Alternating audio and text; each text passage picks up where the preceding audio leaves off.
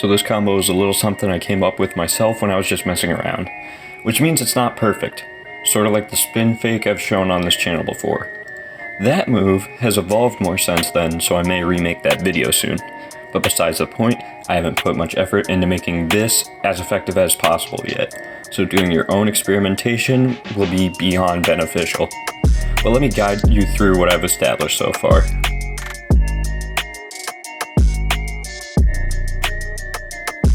First things first, the setup is very lazy. That's intentional. You don't want the defender getting low early because if they do, they'll 100% steal it when you go through your legs. Basically, up until the ball is already on its way through your legs, you don't want to be anywhere near obvious. Try to make the setup appear like you're sloppily posting up or giving a weak spin.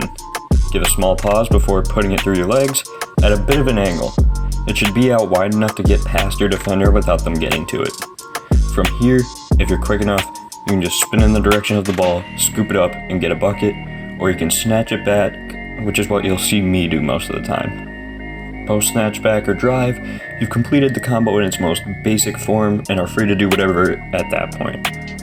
Off the snatch back, I like to either break into a miniature flurry of size ups to explode to the rim, or I just use the snatch back to throw up a jump shot. There's also a bunch of small alterations you can make to change how you use the move. After the backwards between the legs, you can snatch it back with your inside hand to get across your defender quicker and get to the hoop. In that same position, you can also fully spin around and whip it behind your back in the same direction as the initial backwards between the legs to get open.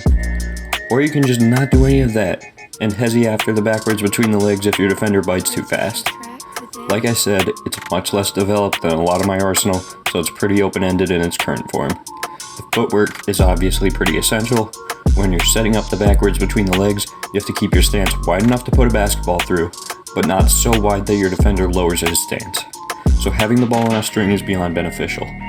Back to the main point, a great defender will try to feel out what you're going to do by your legs and hips. After all, you're not going anywhere without them, so being convincing with the lower body is important in any misdirection move you do.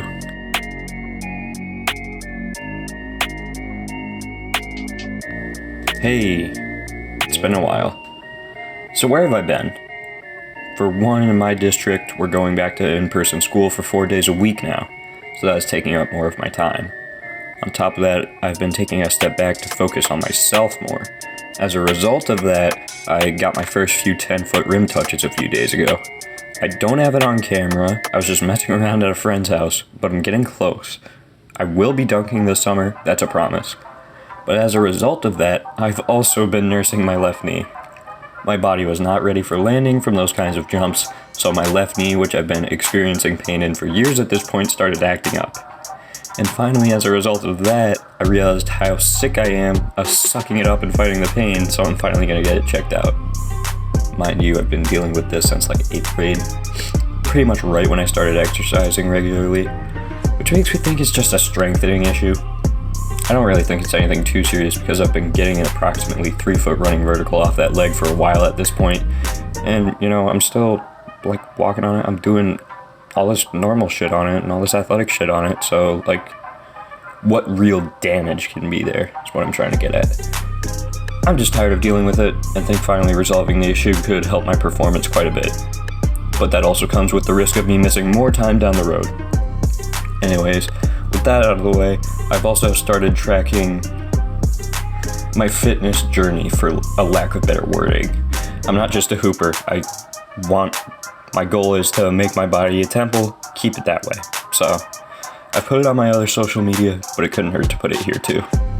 So here it is.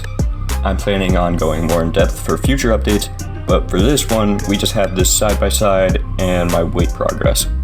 Yes, I'm trying to gain weight, so this month was actually pretty damn good for me.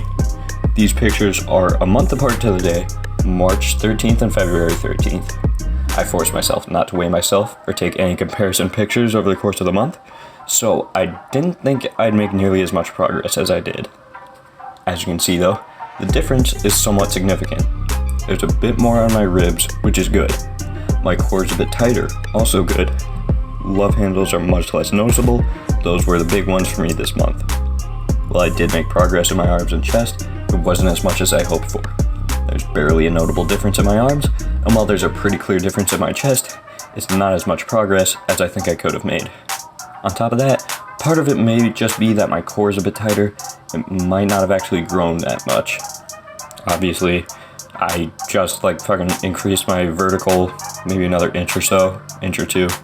So my legs have made pretty good progress too. So to wrap up, my goals for this month are to up the ante in those two areas, arms and chest, and hopefully get a bit more of a defined core. I'd also like to hit 140 by July. Thanks for watching. I'll catch you in the next video.